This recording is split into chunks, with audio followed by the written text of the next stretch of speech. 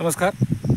जय किसान PSM या YouTube चॅनलवरती आपल्या सगळ्यांचं स्वागत आहे. मित्रांनो, 8 साली ऊस लागण केलेली आहे आणि युरिया टाकायचा.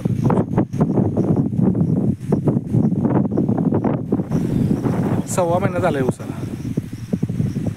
आत्ता युरिया टाकला तर मग पिकाची म्हणजे ऊसाची वाढ पण होते व्यवस्थित आणि कोंब पण जी राहिली ती निघतेच. अशा प्रमाणात आम्ही युरिया टाकतो. युरिया टाकल्यामुळे राहिलेले जे ऊस उगवायचं राहिलेलं बेणं आहे किंवा कांडी आहे ती उगवते. बघा, या पद्धतीनं आता उगवायची काय चालू आहे. सव्वा महिना झालेला आहे.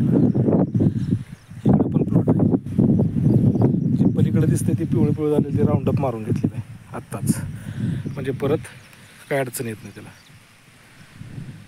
युरिया टाकून झाला म्हणजे आता पाऊसही पडतोय, त्याच्यामुळे ऊसालाही मानवते व्यवस्थित.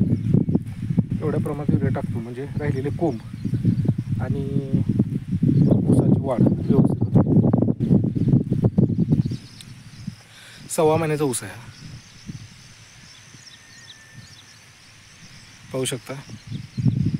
युरिया वेळेवर टाकला म्हणजे मित्रांनो वाढ पण व्यवस्थित होते आणि जे कुठं कोंब राहिलेले आहेत ते पण निघतात.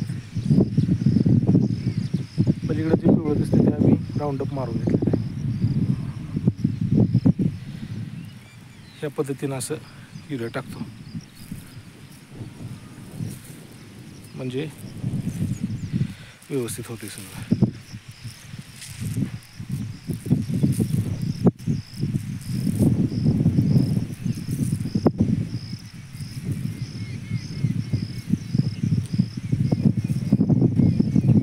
फक्त युरिया टाकून द्यायचा होता, बाकी काही नाही.